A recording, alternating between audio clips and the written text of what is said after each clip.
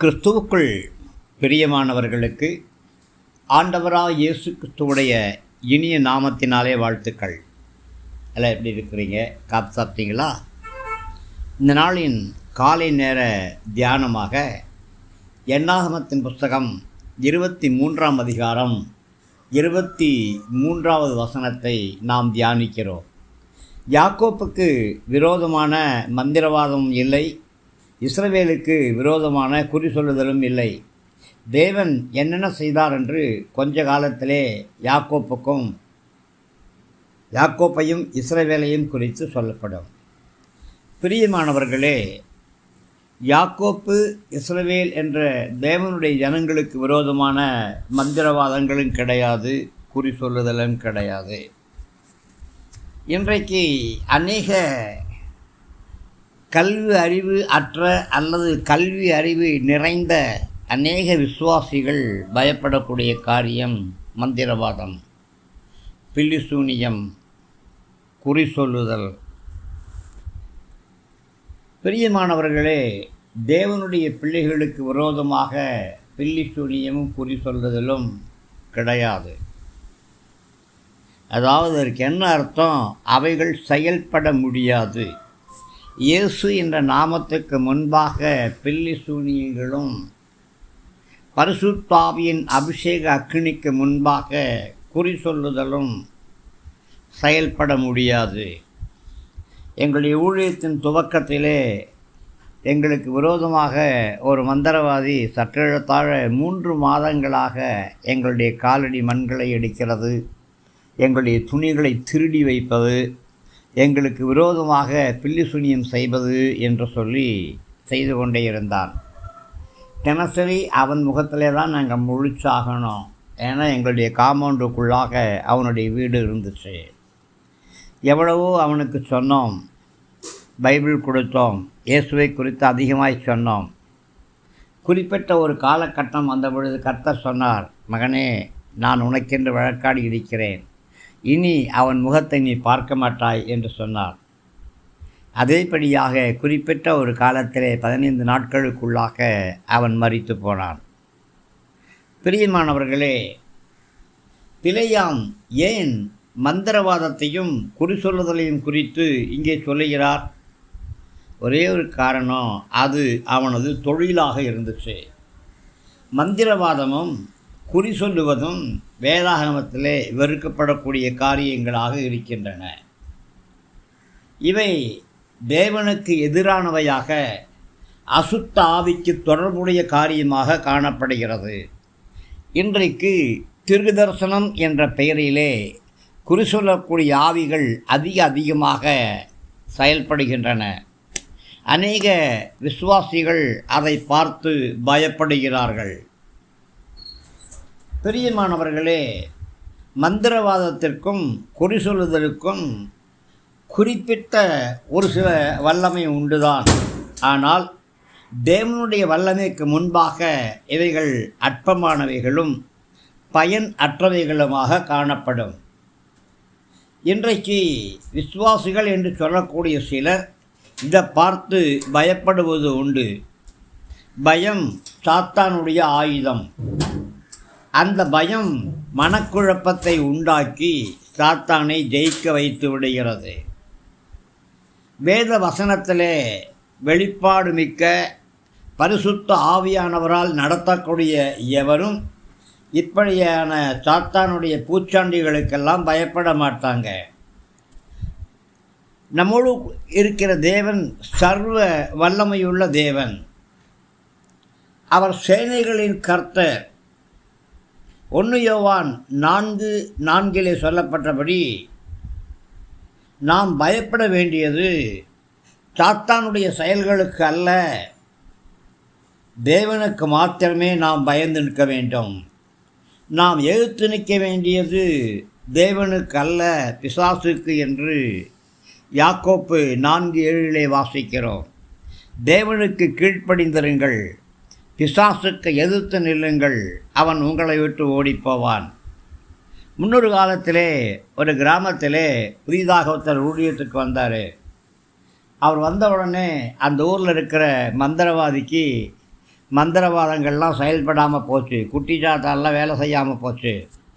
இதை எப்படி தடுப்பது, இந்த ஊழியக்காரரை என்ன செய்வது என்று சொல்லி தினசரி அவர் ஒரு முட்டையை மந்திரிச்சு ஊழியக்காரர் வீட்டு வாசலில் வச்சுருவாராம். ஊழியக்காரர் காலையில் ஜெபம் பண்ணிவிட்டு காலையில் கதவை திறந்து பார்க்கும்போது வீட்டு வாசலில் ஒரு முட்டை இருக்குமா. உடனே ஊழியக்காரர் முட்டையை எடுத்து, ஆண்டவரே ஸ்தோத்திரையா, நான் நல்லா இருக்கணும்னு ஒரு முட்டை கொடுத்துருக்குறீங்க அப்படின்னு சொல்லி அவர் சாப்பிடுவாராம். இந்த மந்திரவாதி பார்த்தா இந்த ஊழியக்காரருக்கு ஒரு கேடுமே நடக்கலை. சரி, அடுத்த வாரத்துலேருந்து 2 முட்டையாக வைக்கலாம், மந்திரத்துடைய வலிமை அதிகமாக கூட்டலாம் என்று சொல்லி தினசரி 2 முட்டைகளை வைத்தாராம். ஊழியக்காரர் எப்பொழுதும் போல் ஜெபம் பண்ணி காலையில் அந்த கதவை திறக்கும்போது வீட்டு வாசல் 2 முட்டை இருக்கும். அந்த ஊழியக்காரர் இப்படி சொல்லுவாராம், ஆண்டவரே ரெட்டிப்பான நன்மைகளையும் ரெட்டிப்பான ஆசீர்வாதங்களையும் கொடுத்துருக்கிறீங்க, என் சரீரத்து மேல் உங்களுக்கு எவ்வளவு அக்கறை என்று சொல்லி அந்த 2 முட்டையும் எடுத்து அவர் உடைத்து சாப்பிடுவாராம். வர வர ஊழியக்காரர் பலமுள்ளவராக காணப்பட்டார். மந்திரவாதிக்கு ரகசியம் புரியலை. டைரெக்டாக ஊழியக்கார்ட்டே போய் கேட்டானா, இந்த மாதிரி உங்களை அழிக்கும்படியாக டெய்லி முட்டைகளை கொண்டு வைப்பேன், நீங்கள் நல்லா இருக்கிறீங்களே, என்ன ரகசியம் என்று அவர் சொன்னாராம். ரகசியம் ஒன்றும் இல்லை, தேவனுடைய வல்லமையும் பரிசுத்தாவியின் அபிஷேகமும் என்னை பாதுகாத்து கொண்டிருக்குன்னு சொன்ன உடனே அந்த மந்திரவாதத்தை விட்டுட்டு கர்த்தரை சொந்த இரட்சகராக ஏற்றுக்கொண்டு அவன் கர்த்தருடைய ஊழியத்துக்கு தான் அர்ப்பணித்தானாம். பிரியமானவர்களே, இன்றைக்கு அநேகர் விசுவாசிகளுக்கும், இன்னும் சரியாக சொன்னால் ஊழியக்காரர்கள் கூட இந்த பயம் உண்டு. அநேகர் இந்த பயத்தை பயன்படுத்தி தகடு வைக்கிறது, தகடு எடுக்கிறது, தண்ணி தெளிக்கிறது அப்படிங்கிற மந்திர தந்திர செயல்களை செய்யக்கூடிய, உபதேசம் பண்ணக்கூடிய காரியங்கள் உண்டு. ஒரு விசுவாசி ஒரு நாள் அழுதுட்டு என்கிட்ட வந்தார். என்னையா அழுக அப்படின்னு கேட்டபோது சொன்னார், எங்கள் பாஸ் எல்லாரையும் வயிற்றில் எத்துறாரு, என்னை மட்டும் வயிற்றில் எத்த மாட்டேங்கிறாரு, குத்த மாட்டேங்கிறாரு அப்படின்னு அழுதார். வேதத்தில் இல்லாத கள்ள உபதேசங்கள், நூதன உபதேசங்கள், எட்டி உதைக்கிற உபதேசம், மூஞ்சில காரி துப்புற உபதேசம், இப்படிப்பட்ட உபதேசங்கள்லாம் வந்திருக்கு. ஜாக்கிரதை ஜாக்கிரதை ஜாக்கிரதை. இதெல்லாம் ஆவியானுடைய செயல்கள் அல்ல, இதெல்லாம் சாத்தானுடைய செயல்களாக இருக்குது, இதெல்லாம் ஏமாற்றக்கூடிய காரியங்களாக இருக்குது. பிரியமானவர்களே, என்ன பாவம் இருந்தாலும் என்ன சாபம் இருந்தாலும் அதை கர்த்தர் மாற்றுவார். ரட்சிக்கப்பட்ட ஒருத்தன் வீட்டுக்கு கீழே தகடு இருக்குன்னு சொன்னால் அது வெறும் தகரமாகத்தான் இருக்கும். அது பாட்டுக்கு ஒரு மூலையில் கடந்துட்டு போட்டுமே. எலுமிச்சம்பழம் முன்னாடி சுற்றி போடுறாங்களா, அடுத்து குடிச்சு சர்பத் போட்டு சாப்பிடுங்க, ஸ்தோத்திரம், நல்லாயிருக்கும். எதை பார்த்தும் பயப்படாதீங்க, மிளகாயை பார்த்து பயப்படாதீங்க, மிளகாயை எடுத்து சாம்பாருக்கு அரைங்க, நல்லாயிருக்கும், ஸ்தோத்திரம். எல்லா படைப்புகளும் கர்த்தர் படைப்புகள் தான். உங்களுக்கு விரோதமாக எந்த மந்திரவாதம் கிடையாது, உங்களுக்கு விரோதமாக எந்த குறி சொல்லுதலும் கிடையவே கிடையாது. இவைகள் உங்களை ஒன்றுமே பண்ணாது. ஆமாம், ஸ்தோத்திரம் உண்டாகட்டும். தகடை வச்சுட்டு எடுக்கிற ஊழியக்காரர்கள் இருக்காங்க, ஓலையை வச்சுட்டு எடுக்கிற ஊழியக்காரங்க இருக்காங்க, கசக்கி போடக்கூடிய பேப்பர்களை கசக்கி வீட்டுக்குள்ளே எரிஞ்சிட்டு எடுத்து இது எந்திரம் என்று சொல்லக்கூடிய ஊழியக்காரர்கள் இருக்காங்க. பிரியமானவர்களே, இயேசுங்கிற வார்த்தை மட்டும்தான் நம்முடைய நாவில் வரணும். இயேசுவின் வழியாக வரக்கூடிய ரட்சிப்பு, இயேசுவின் இரத்தத்தின் வழியாக வரக்கூடிய மீட்பு, இந்த சத்தியம் மாத்திரம்தான் நமக்குள்ளே இருக்கணும். பிரியமானவர்களே, இந்த உலகம் பழங்கால பழக்க வழக்கங்களெல்லாம் கடைபிடித்து கொண்டிருக்குது. குறி சொல்லக்கூடிய காரியங்கள் இன்றைக்கு உலகத்தில் நிறைஞ்சிருக்குது, நீக்கமர நிறைஞ்சிருக்குது. பிரியமானவர்களே, ஊழியர்களாகட்டும் விசுவாசிகளாகட்டும் இதில் ரொம்ப எச்சரிக்கையாக இருக்கணும். சில வகையான தந்திரங்கள், உபாய தந்திரங்களை பயன்படுத்தி மக்களுடைய மனசை மாயாஜால அரங்குகளாக மாற்றக்கூடிய கன்வென்ஷன் மேடைகள்லாம் எனக்கு தெரியும். ஸ்தோத்திரம் உண்டாகட்டும். ஜாக்கிரதை ஜாக்கிரதை ஜாக்கிரதை. அன்றைக்கு இயேசுடைய வஸ்திரத்தின் ஓரத்தை தொட்ட அந்த ஸ்திரீ சுகமானாள் அப்படின்னு சொல்லிட்டு 5 மீட்டர் துணியை வாங்கிட்டு வந்து விட்டுவிட்டால் கிழிச்சு, இந்த துணியை நீ தொட்டா சுகமாக என்று சொல்லி உங்களுடைய பார்வையை இயேசுவை விட்டு திருப்பக்கூடிய தந்திரமான காரியங்கள் இன்றைக்கு வேகமாக நடந்து கொண்டிருக்குது. ரொம்ப கவனம் கவனம் கவனம். உங்களுக்கு விரோதமாக மந்திரவாதங்கள் கிடையாது, உங்களுக்கு விரோதமான குறிசொல்கள் கிடையாது. உனக்கு விரோதமாய் உருவாக்கப்படக்கூடிய எந்த ஒரு ஆயுதம் வாய்க்காமல் போகும். உன்னை குற்றப்படுத்தக்கூடிய எந்த ஒரு நாவையும் நீ குற்றப்படுத்துவாய். கர்த்தருக்கு ஸ்தோத்திரம் சொல்லுங்க. கர்த்தர் உங்களுக்கு தீர்காயுளை கொடுத்திருக்கிறார், ஆரோக்கியத்தை கொடுத்திருக்கிறார், சுகத்தை கொடுத்திருக்கிறார், பலத்தை கொடுத்திருக்கிறார். அதற்காக கர்த்தருக்கு ஸ்தோத்திரம் சொல்லுங்க.